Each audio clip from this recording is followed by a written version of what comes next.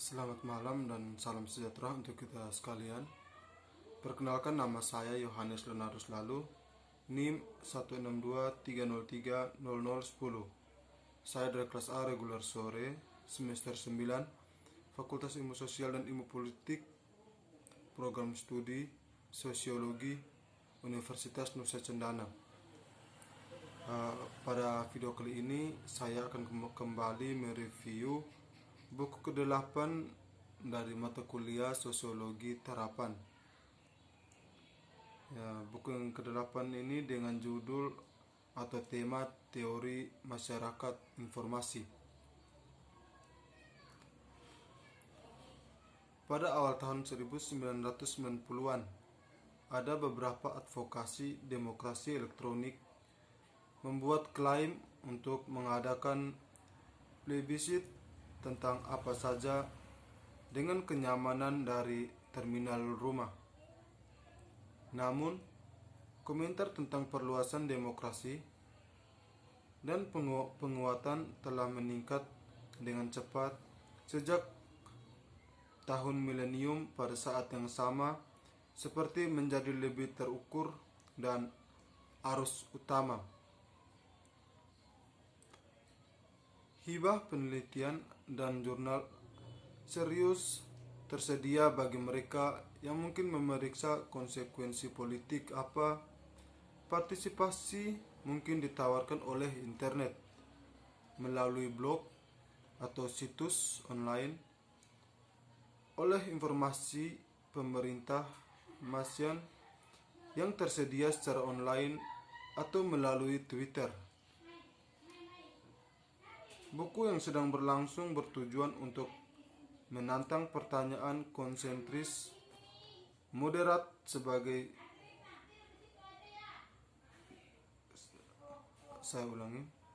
Buku yang sedang berlangsung bertujuan untuk menantang pernyataan konsentris moderat sebagai sesuatu yang ekstrim atas dasar penyederhanaan dan yang berlebihan, seiring agen-agen dan mulai dari posisi salah kepala, serta mengabaikan bukti apa yang sebenarnya terjadi.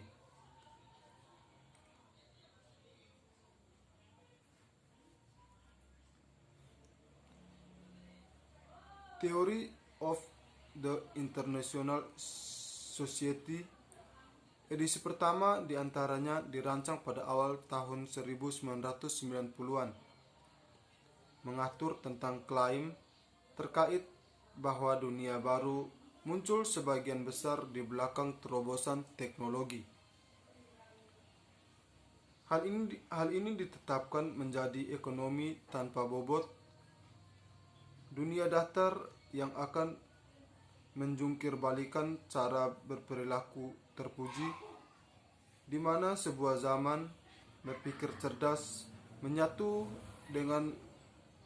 dan muncul dengan masyarakat informasi. Edisi yang kedua dan ketiga terlibat klaim serupa untuk dampak teknologi, karena tampaknya klaim seperti itu untuk teknologi efek tidak bisa diredam. Sungguh luar biasa bagi saya bahwa dasar-dasar argumen yang dikemukakan oleh informasi pemikir masyarakat, betapapun mereka ditolak dan mereka terus kembali.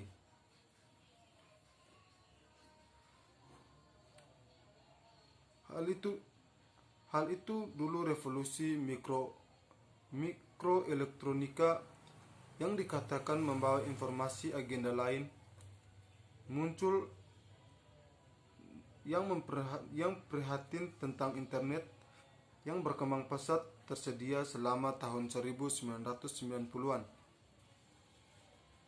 Hal ini difokuskan pada jalan raya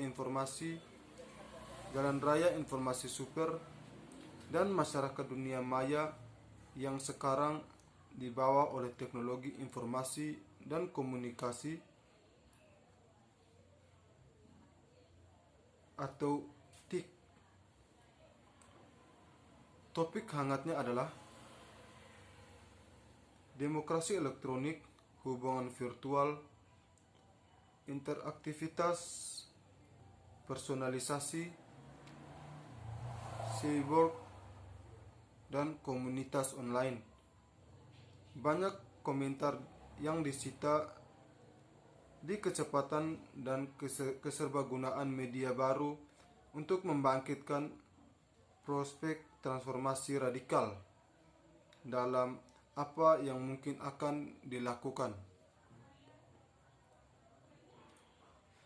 Demikianlah saat tsunami menyelimuti bagian besar wilayah selatan Asia Timur pada tanggal 26 Desember tahun 2004. Jaringan telepon mati total, tetapi email dan jaringan internet dengan cepat menjadi sarana untuk mencari jaringan yang hilang.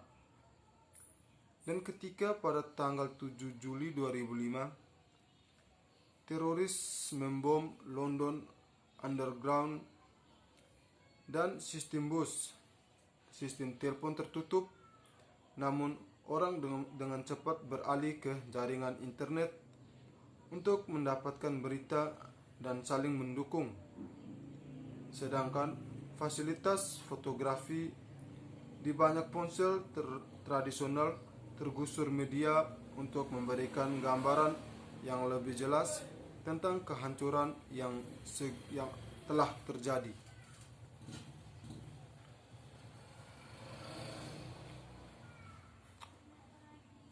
Baru-baru ini terjadi ledakan minat terhadap media sosial.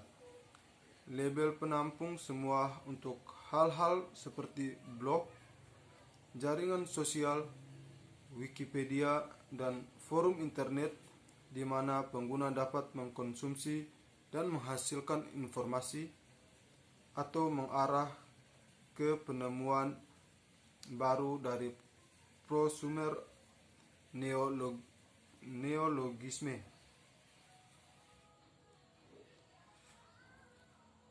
Meningkatkan ketersediaan komunitas komputer teknologi diakses oleh program yang mudah digunakan telah menghasilkan ramalan yang berani membahas tentang potensi crowdsourcing, gagasan bahwa di mana saja, kapan saja teknologi selalu terhubung dan memiliki potensi untuk menyatukan yang sebelumnya dan orang yang terisolir. Bagi sebagian orang akan terjadi transformasi radikal pola investasi atau microfinishing, retail atau belanja online, bahkan keterlibatan politik di mana mereka yang pernah dicabut haknya kembali diberdayakan.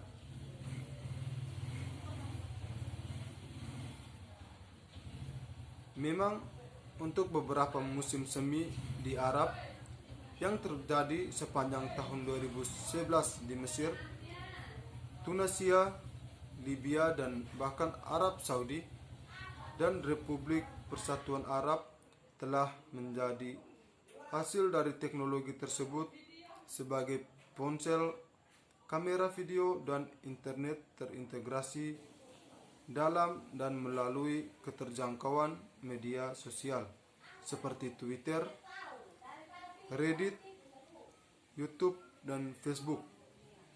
Menurut Shirky tahun 2008, Howard 2011, dan Castells tahun 2012.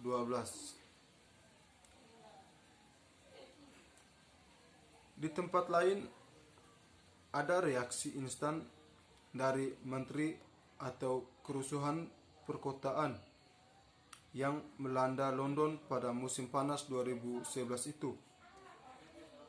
Mereka memperhitungkan virulensi dan kemajuran mereka dengan mengacu pada kemampuan pemuda dalam kota yang tidak puas dan berlaku kriminal yang dipersenjatai dengan teknologi dari BlackBerry Messenger ponsel yang memungkinkan peserta untuk terhubung dan berkumpul dengan mudah. Menurut Halliday tahun 2011. Sebagaimana The Economist pada tanggal 13 Agustus tahun 2011 memberi judul BlackBerry Riots. Menurut Adams tahun 2011, tampaknya menjadi contoh nyata dari kapasitas sosial media untuk menyatukan orang-orang yang tadinya terisolasi dengan cekatan. Dengan demikian, membesarkan mereka berkuasa, baik atau buruk. Daya tarik populer dari kebijakan ini, bahkan di mana efeknya tidak menyenangkan, sebagian besar bersandar pada gagasan yang masuk akal bahwa perekonomian nasional sebanding dengan ekonomi rumah tangga.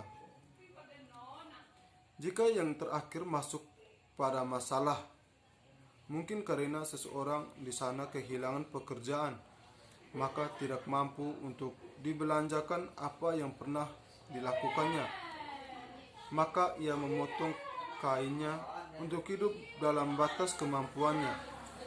Ini adalah hal yang praktis untuk dilakukan. Teori tampaknya tidak memiliki peran untuk dimainkan di dunia nyata. Namun, jika menyangkut ekonomi nasional sebagai lawan dari rumah keluarga, perekonomian jelas tidak seperti rumah tangga. Pelajaran yang diberikan dalam pengaturan apapun kursus ekonomi. Kurangi pengeluaran publik di sini, misalnya mengurangi banyak orang yang bekerja, dengan efek tidak langsung yang serius yang seringkali menyebabkan kerugian lebih lanjut dari pendapatan pekerjaan, yang pada gilirannya berarti pendapatan pajak hilang, biaya kesejahteraan meningkat, dan hutang nasional bertambah. Seseorang dengan mudah mengembangkan spiral ke bawah yang ganas, sebelum justru karena perekonomian yang lebih luas tidak seperti rumah tangga seseorang.